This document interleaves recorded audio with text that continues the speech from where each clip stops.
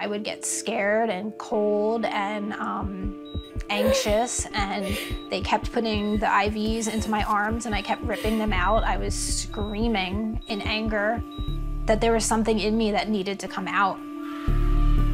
Megan Raftery's withdrawals from years of drinking were so extreme, doctors feared she might never recover.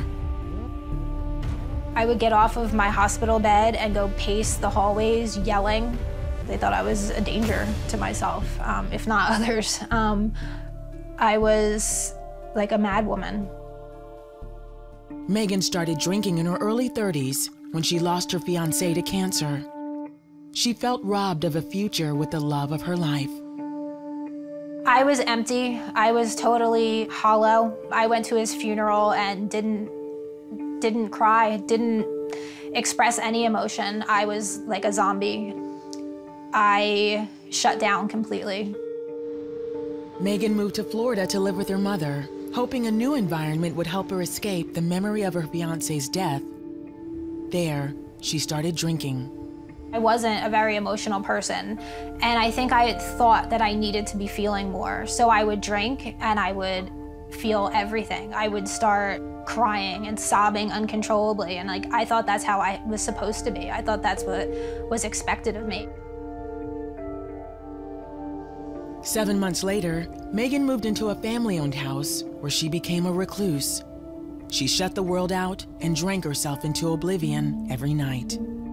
Passing out on the couch at night and shaking when I didn't have my first drink in the morning, and my doors would be locked, my shades would be drawn. Every day was just barren and dry and lonely. Over the next 4 years, Megan made a few attempts to turn her life around. I would put myself together and get myself this job. Sometimes I never even made it out of the training programs before I would just disappear. Megan's parents were very concerned and convinced her to talk to a friend who recommended a Bible-based recovery home in New York. Megan reluctantly agreed to go. I went through the motions and nothing changed in my heart. And I didn't believe that I could change. I didn't connect with anything that was going on around me. She cut the one-year program short and returned to Florida. I stayed for 6 months and I relapsed. I was killing myself. It was instantly the darkest place that I'd ever been in my life. I remember one time waking up on my bathroom floor.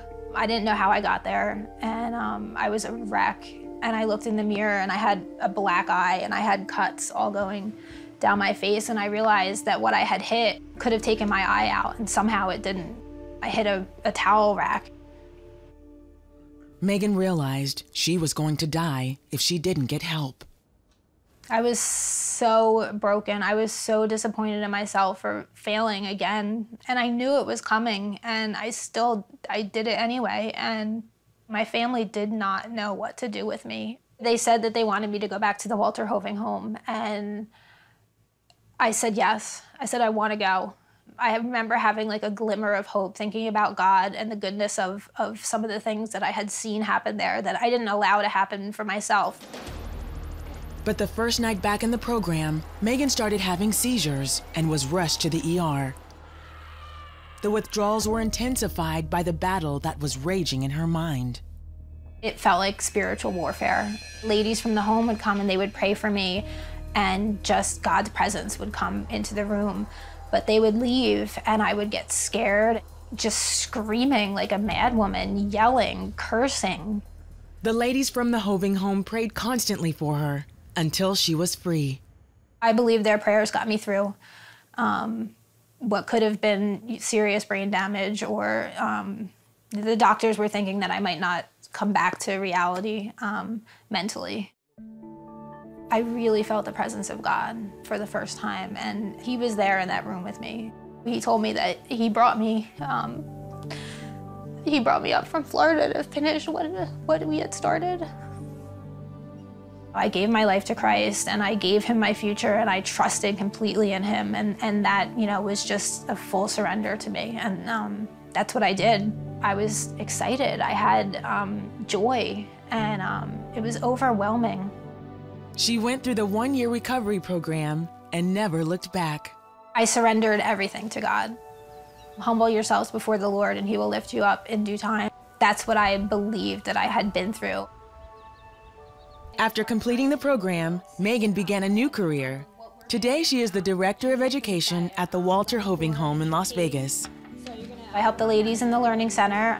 I also do the intakes, so any lady that's wanting to come into the program, I speak to them, I go to their court dates, I fight to get them in here.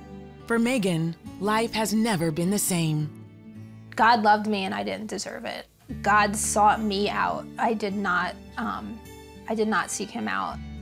It's beautiful, it's amazing. Every day is a gift. I'm just overwhelmed with gratitude for what he's done for me. Can't even express it.